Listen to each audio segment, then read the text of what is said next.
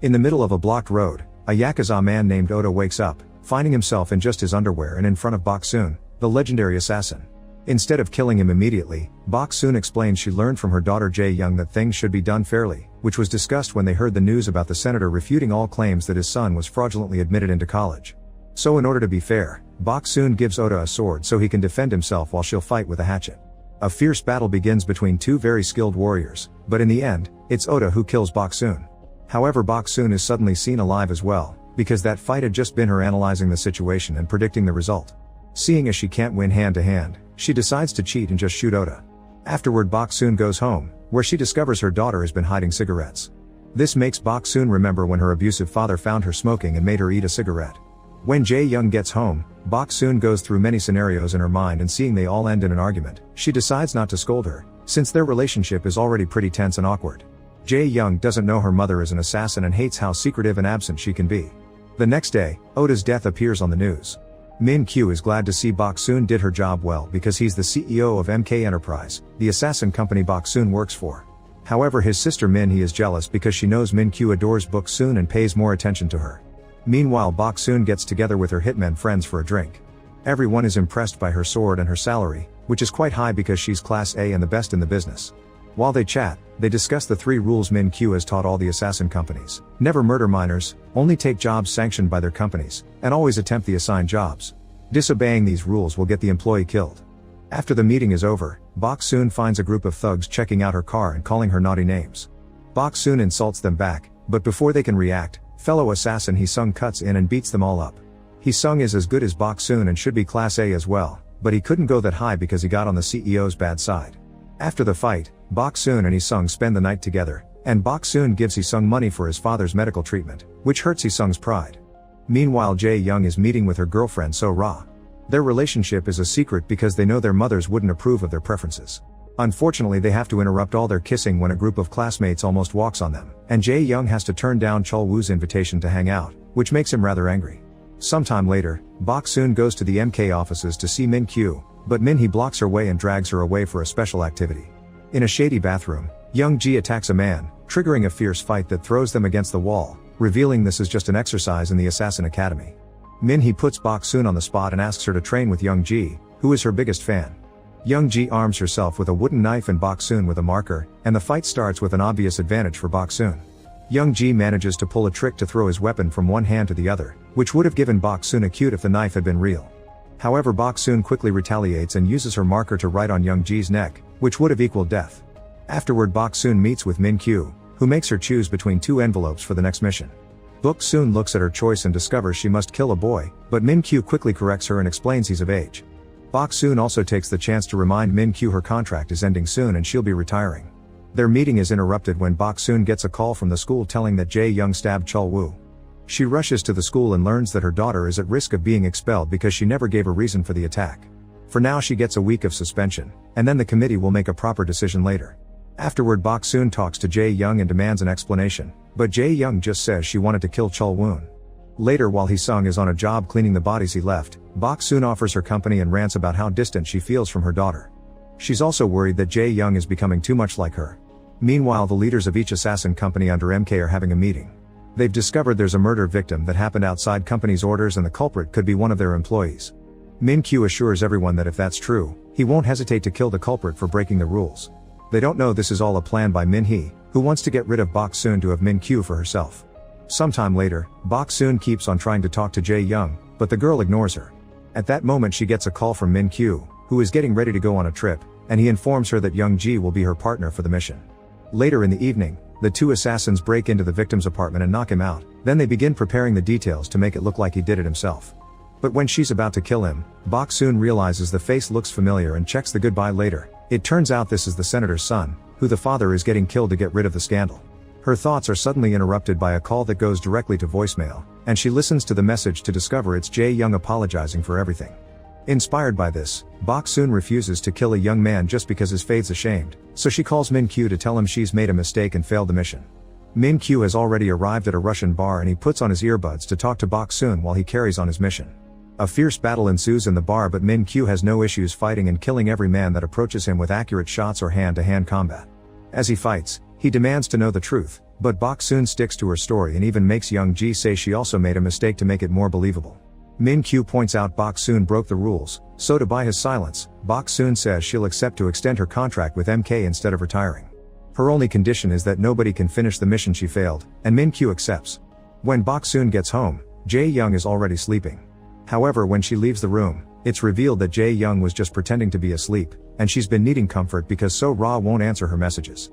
After finishing his own task, Min Kyo calls Min Hee and tells her to close the senator's case, ignoring the fact this could damage the company's reputation. Min Kyo has a clear preference for Boksoon and it makes Min Hee hate her more.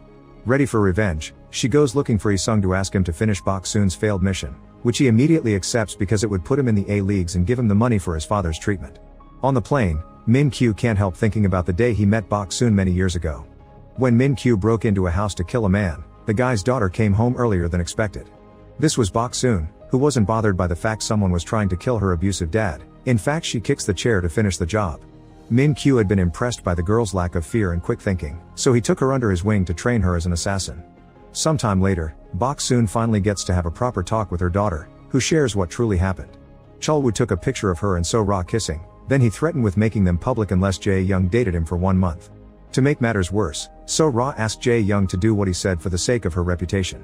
Hurt by her girlfriend's lack of empathy, Jae Young responded by stabbing Chulwoo with a pair of scissors.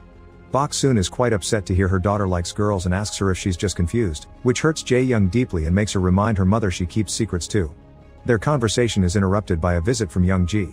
Boksoon thinks this is an attack, but she immediately calms down when Young-ji explains she's been fired because she's being blamed for the failure to cover for Boksoon. Feeling guilty and pitiful, Boksoon takes Young-ji to the bar to have dinner together, and Jae Young has to watch how her mother chooses work over her again. At the bar, Boksoon's assassin pals arrive with Esom as they congratulate him for becoming A rank, which immediately tells Boksoon that something's wrong. Meanwhile, Min Kyo violently confronts Min Hee for finishing the senator's job, but Min Hee responds by trying to kiss him. Min Kyo turns her down and sticks to defending Boksoon. At the bar, Boksoon sees the news of the boy's death and immediately guesses what happened. Her scolding of Esom is suddenly interrupted by a call from Min Hee, who asks to be put on speaker. Then she offers the mission of killing Boksoon. Whoever manages it will jump straight to rank B. Another savage fight begins that even the bar owner joins, and Boksoon is shocked to see Young-ji is actually on her side helping her kill each of the guys. One by one they kill every single assassin with whatever tool they can find around, and lastly only Hee-sung is left.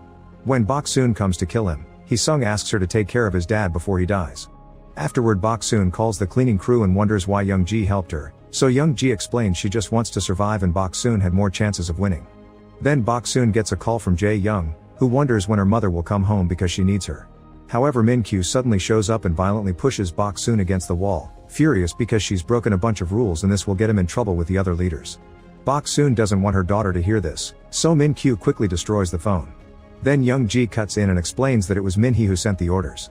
Min Kyo asks Boksoon to come to the office the next day to renew her contract because that's the only way he can protect her, but Boksoon refuses, knowing that this disrespect means they'll have to fight. However, when she calculates the outcome, she can see she loses, so she has no choice but to accept to renew the contract. After Boksoon leaves, Min Kyo asks Young-ji not to tell anyone about this. At home, Boksoon is scolded by her daughter, who had been worried because she didn't answer her phone. Jae Young explains So-ra has broken up with her and is now denying she's into girls like that.